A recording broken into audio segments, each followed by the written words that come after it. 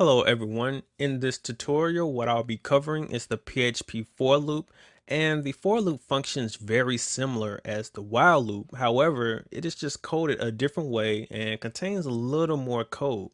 So the first thing that I'm going to do is show you the basic layout for a PHP for loop. So I'm going to write in a comment block an example. And as you could have predicted, the way you start a for loop is by writing the word for. Then we're going to open a parentheses. And next we're going to initialize a counter. Then we're going to type a semicolon. Then we're going to evaluate a certain condition. End that with a semicolon. And next we're going to increment a counter. And we're going to close our parentheses, open a curly brace. On the next line, we're going to execute a segment of code. And then we're going to close our curly brace, and that's the end of the for loop. So let's quickly reevaluate what's going on here. As you can see, we have a couple of things taking place on this first line here. We are initializing a counter.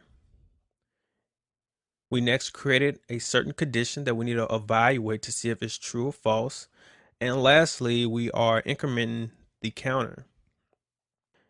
And most importantly, each one of these different expressions are separated by a semicolon except for this last expression, which is incrementing the counter.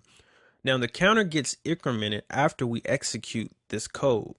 So as we cycle through, as we loop through this for loop, we continue to increment this counter after each loop. So again, after we execute this code, the next thing that we're going to do is increment this counter, and then we're going to reevaluate the condition. And then if that condition is true, we're going to execute this code again and again, repeat the process over and over until this condition evaluates to false. So let me give you an example just so I can make it a little bit more clearer to you. So I'm going to write in a comment for loop example. So I'm going to say for counter is assigned 0. Here I'm just initializing my counter variable. You can name this anything you want, but I'm going to name it counter. And then I'm going to create a condition. I'm going to say if counter is less than or equal to 10. Again, that's the end of that expression. I'm going to say counter increment. And we remember that 2 plus signs mean to increment the counter by 1, add 1 to counter, or add 1 to whatever value is inside the variable counter. Next, open my curly brace. I'm going to say echo counter is now.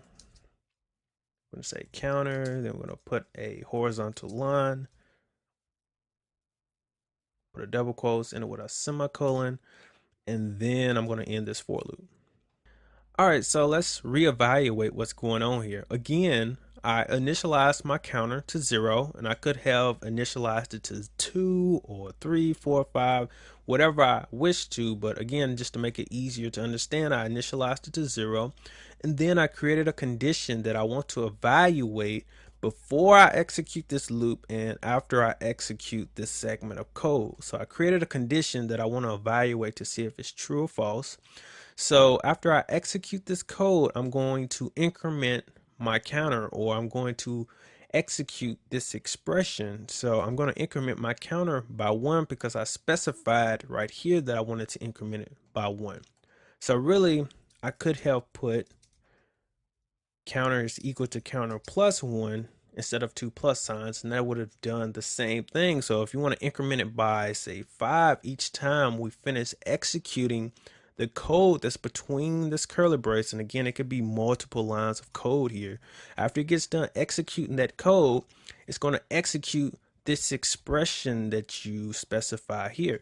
And then after we execute this expression, we're going to execute this expression, and we're going to evaluate it to see if it evaluates to true. If it evaluates to true, we're going to execute this segment of code again, and again we're going to execute this expression again, recheck our condition. If it's false, we're going to end this for loop and continue on with the rest of our code. So with that said, let me just go ahead and change this back to what we originally had. and go ahead and save this and see what happens. I'm going to call it for loop.php. Then I'm going to go into my browser, type localhost, the PHP basics. Let's change this to for loop. And as you can see, it echoes out as it should all the way down to 10. So again, like I said, going back over here to the code, I could have typed counter equals counter plus 2. Hit save, refresh my browser, and as you can see, it's going by 2s, 2, 4, 6, 8, 10. So just for a comparison, let me just convert this for loop into a while loop. So as you can see with this while loop example, it has obviously taken up more lines to actually code the same exact thing that this for loop example is accomplishing. So again, here I'm just initializing my counter. I had to create a separate line for that. I also started my while loop. Again, here we're evaluating our condition just as we did up here with the for loop. And then on the next line, I start to output my information. And then next, I increment my counter. And then I come back up here to this while condition and evaluate the condition. And again, repeating this process. But with the for loop, we do all of that in this one single line. So as you can see, the for loop is more compact than the while loop. However, either method you use is perfectly fine. So that does conclude this tutorial, and hopefully now you understand how to implement a PHP for loop.